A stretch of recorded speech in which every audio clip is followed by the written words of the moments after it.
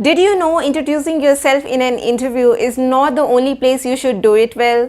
Yes, you'll get two more opportunities once you join any company to make your presence felt and to introduce yourself with that everlasting impact. So let me introduce those opportunities to you. Stay tuned. Welcome to Corporate Diaries. Welcome back, guys. I'm sure all of you must have prepared to introduce yourself in an interview to impress the employer and to grab that job.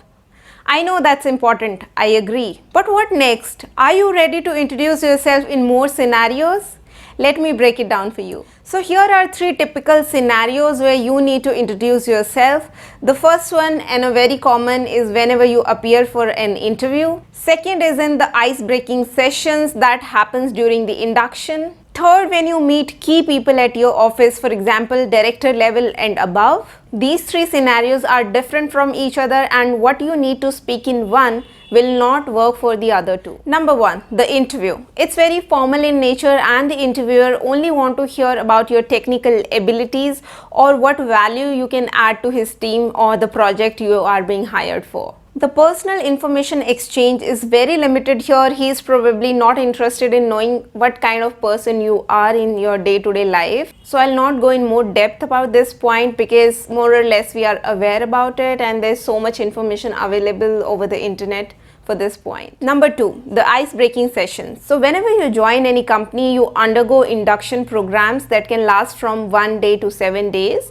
These kind of programs are always conducted in groups. The group count can be from 10 employees to 40 employees, and in some companies it goes beyond that. So here introduction should be more about personal stuff so that people in the room knows what kind of person you are, where you belong from, what are your hobbies and things like that. So here the host will always ask you to introduce yourself, but with a little twist.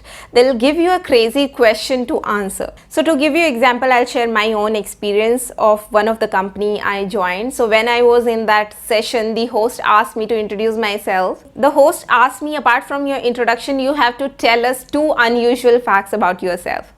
Now that's a crazy question, not because you can't answer it, but because it came as a surprise. It came all of a sudden and now you don't have time to think and you have to tell some fun facts. So within a few seconds, whatever came to my mind, I told. Number one, I logged into Facebook 2 years ago and I also don't have any other social media account. People were surprised. Number two, I hate mango shakes. Like, I can't even stand the smell of it. Believe me guys, the whole group shared a good laugh, and till the time I left that company, that group of 39 people remembered me with these 2 traits. The intention of sharing this example with you is to let you know that nobody in that room is interested to know your Einstein level of intelligence. All they want to know is about you, how you are as a person and how fun it is to be around you. So prepare accordingly. You don't have to copy anything from anybody else. I'm sure we all have some amazing facts about ourselves. So be genuine. When I started taking induction sessions, I noticed that people start giving their formal introductions during ice-breaking sessions as well. And believe me guys, the whole crowd sleeps. Nobody even listens, and once you leave that room, nobody even remembers your name. How sad is that? So make sure you use this opportunity well. Third one, meeting the key people in office. Most of the companies are headquartered out of India, so the key resources like director and above mostly are settled out of India, and they fly to India offices once in a while, and you get that opportunity to talk to them during that limited time. You don't have much time to impress them or to give them the whole download of your personality, who you are, where you belong, which college you went. Honestly guys, they are least interested to listen to what great college you went to, what great city or state you belong to.